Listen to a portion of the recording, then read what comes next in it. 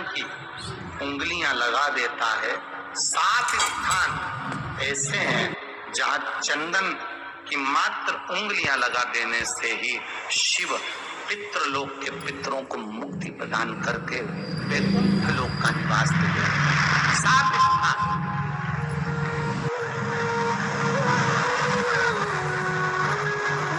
और वो 7 स्थान जो चंदन के बताए गए, पहला भगवान देवादिदेव महादेव के शिवलिंग पर चंदन का लेपन।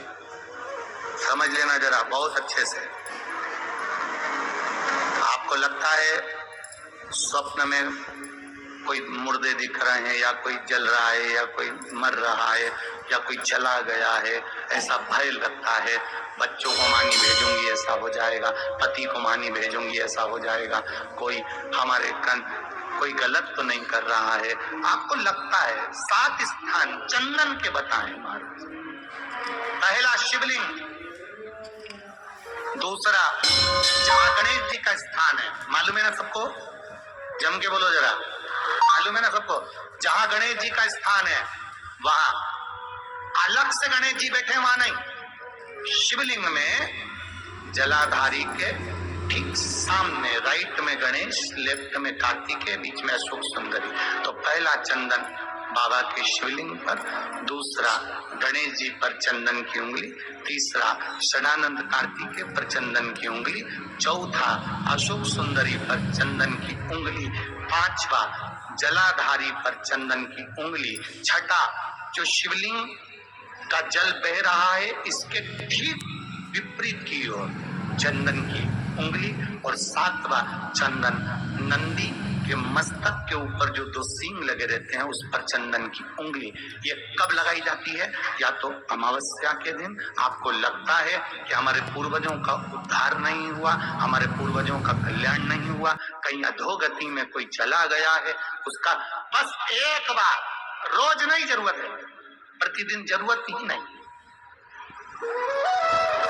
महीने में एक बार अगर अमावस्या के दिन भी आपने चंदन के थोड़ा सा चंदन अगर मेरे देवादिदेव महादेव को 7 स्थान पर समर्पित किया है। अशोक यहाँ पर वर्णन कर रही है, मैना, धन्य और कला की कथा कर रही है। तीनों ने सनकादि ऋषियों से मांगा। चंदन भगवान को अति प्रिय होता है और चंदन ही एक ऐसा होता है जो पितरों को भी प्रिय होता है, जिसका स्पर्श मात्र लगने से पूर्वजों का कल्याण हो जाता है। वो चंदन अमावस्या के दिन जो नदी, तालाब, बावड़ी, कुआं, किसी भी एक जगह पर अपने पूर्वजों का नाम लेकर शाम के समय पर दिया लगाएगा, ये मेरा विश्वास रहता है, उसके लिए कुबेर भंडारी भंडार जरूर बनेगा।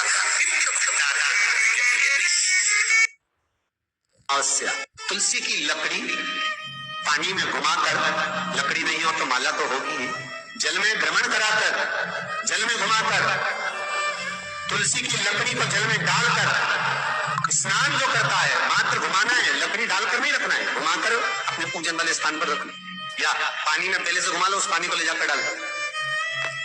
अमावस्या स्नान जो जीव करता है, शिव महापुराण की कथा कहती है, जितनी वर्ष में सोमती पड़ती है, सोमती अमावस्याएं पड़ती है, शनिचरी अमावस्याएं पड़ती है, सारी अमावस्या का पुण्य उस जीव के खाते में चला जाता है।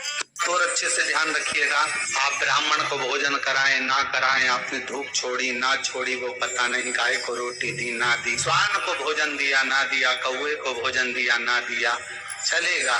पर अमावस्या के दिन, उस दिन प्रदोष काल में, प्रदोष के समय पर, शाम के समय पर जाकर किसी भी नदी, तालाब, बावड़ी, कुआं, कहीं ना कहीं जो आपके पास में हो, वहां पर एक घी का दिया, बत्ती का मुंह दक्षिण की ओर कर अवश्य जला कर जाना, सारे पितृ दोष समाप्त हो जाएगा। निवेदन है, माताओं से निवेदन, मान लो आपको कोई ब्राह्मण देव